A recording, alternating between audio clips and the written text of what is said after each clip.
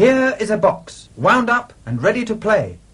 But this box can hide a secret inside. Can you guess what is in it today? Scanning for audio.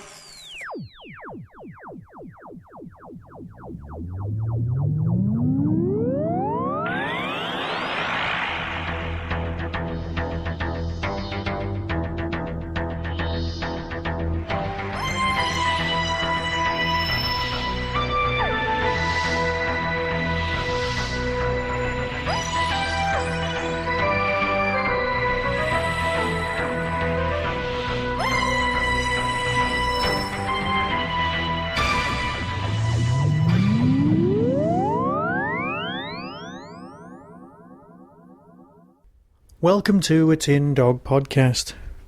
This time I'm going to be discussing, disappointment of the Zygons. Yes, I'm all set to do a huge review about the whole episode of the Zygon story, where they were underneath the hotel in the centre of London during the early part of the 20th century and so on and so on, and I was going to really build it up, but do you know what? I just can't face it. You see, if we had been given the Zygon story that was mentioned halfway through, I'm sure lots of fans would have kicked off and been quite annoyed and, well, so what? That's the story I think I would rather have watched than this one. Every time we flew away with the Doctor, we'd just become part of his life. Come with me. But he never stood still long enough to become part of ours. Except once. Haven't you seen them? The year of the slow invasion. I've recommended we treat this as a hostile incursion. There are soldiers all over my house, and I'm in my pants. We have two lives. Real life and Doctor life. Our best hope now is each other. What do we do? Choose. You're not going to get a balanced and well thought out opinion this week. What you're going to get is probably just me ranting. Well, we're used to that after all these years. We're friends, aren't we? Now, the power of 3. This story is originally called Cubed, which kind of made a bit more sense, because as far as I'm concerned, the power of 3 is basically just what people in Charmed used to say. I think we need to leave it there, don't we? No, seriously, we do need to leave it there.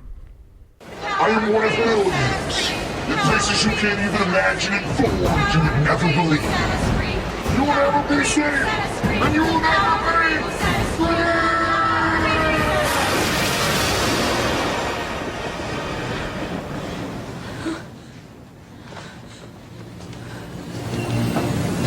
Power of 3. I've got nothing against Charmed, it's just not Doctor Who, and that's kind of what I'm here to review. So it was called The Power of 3, and it wasn't called Cubed. Was it not called Cubed because of the ITV quiz show? I guess so. Oh, what's on BBC One? Cubed. What's on ITV? The Cube. Maybe, but it does kind of make sense. Now, I like to make a list of pros and cons when discussing episodes that I just didn't like. The pro for me, straight off, is the Zygon subplot.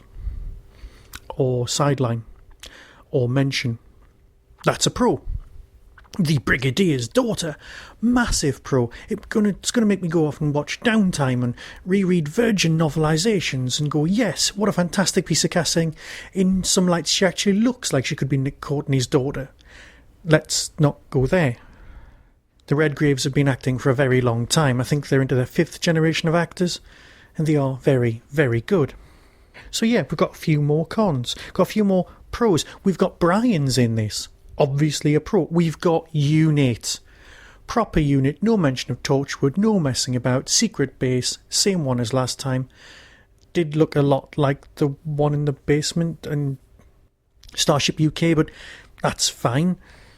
It had a side bit from Brian Cox saying he needed a better man than I, and that works for me. That's Professor Brian Cox, not the actor who's in the X-Men. On the subject of the X-Men, and it's this little sideline, something that's been bugging me, it has been mentioned that the Paralympics, that were known as the Special Olympics, and before that the Disabled Olympics, oh yeah, that's great, could be renamed the Mutant Olympics. Now I know this is mainly by comedians, so think about it. They got Magneto to do the speech in the opening ceremony. I don't think everyone's thinking along the same lines as that. Let's leave it there and move back to this story. And I apologise if anyone takes that in any way other than the way it was intended. This story had some lovely, lovely moments. Not a particularly great execution over the whole period. Perhaps this is a story that just had the shopping list. We've all experienced stories like this before, like at the end of Fear Her, where it has to be a bit foreboding. I never thought I'd say this, but in Fear Her, the foreboding was actually done slightly better. Maybe it wasn't, I just don't know. You see, this has turned into a rant rather than a well thought out idea. Is this story a well thought out idea? I just don't know. It's got similarities to The Lodger, the doctor moving in for a period of time to try and sort things out. Oh, and when the doctor goes manic and starts, doing all the housework in an hour because he can't stand to be still, yeah. Do you not just think that when he's still, all you get is the guilt? So that's why he has to keep busy at all times to avoid that sort of thing? The manic doctor. The fence painting. Me and my wife both looked at each other and said the same thing simultaneously. He's missed a bit. Bottom right-hand side of the screen. Would the doctor miss a bit of fence when painting it? And can I just say he only painted the one side? His neighbours will be furious with all that stuff dribbling through. I'm sorry. Painting a fence is an art. Dealing with your neighbours is an art. These things are something the doctor has no concern for. Getting back to the actual story, because what you've got is lots of distractions from the actual story, which isn't that great. Some boxes arrive. The boxes are going to test us. They'll stop testing us once they've got all the information they need. I get that. Different methods of torture. Does this ring a bell with any Voyager fans? I think it might. But then enter the actual bad guy. The cube face men are just weird. The robot droid girl, what were there, 7 little droid girls who'd been hanging around hospitals for a whole year, just sitting there watching and observing, probably, just no one had noticed. The coincidence of it being Rory's hospital, or perhaps it isn't a coincidence at all. Now, enter Stephen, how much do I get for this, Burkoff. Yes, he's one of these select number of highly regarded actors who've done some really suspect work over the years. Rambo 3. Or was it Rambo 2? The voice made no sense. I wanted the subtitles on in order to work out what he was actually saying. At one point, I'm sure he worked for the Daleks, or was it the Darkness, or was it just, I'm the random person sent to wipe out humanity early? Because that always works, somebody else messing about with time as well. Nice spaceship in orbit, did look a bit Stargate, but then there's a lot of things of late looked a bit Stargate. Stephen Burkoff's makeup made him just look like some member of the Sith. Well, that's acceptable. You see, I'm coming across as if I didn't like it, and like I said, it's got some great moments. Brilliant moments. Just as a whole, it felt rushed, like it was setting up all the pieces in order to bring on next week's episode. Now, the BBC are not releasing any advanced copies of the last story, for reasons which are fairly obvious to anyone. So next Saturday there's going to be a mad rush from all the podcasters to release a little show of their own reviewing the episode. Well, you probably won't get that from me, because I like to watch a story a couple of times and develop a proper opinion, rather than just going, oh, it's great. Although, to be fair, if you've listened to a lot of my podcasts, you actually get me just saying, oh, it's great. So if there is a clunker of a series, it wasn't Dinosaurs on a Spaceship. It wasn't anything that came before. Perhaps it was this one, I just don't know.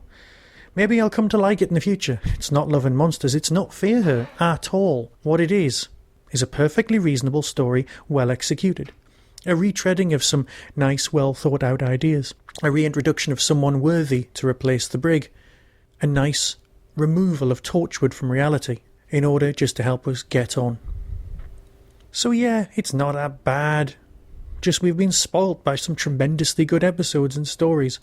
That I can forgive wholeheartedly. The scene where Amy and the Doctor are chatting with the Tower of London behind them looked so blatantly green-screened as to be just a bit depressing. But that's hardly a crime these days, is it? Right, I'm going to bid you farewell and talk about something better, something different, and something else. Be seeing you.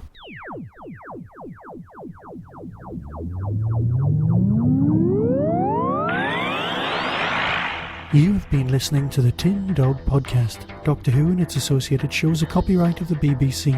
No infringement is intended.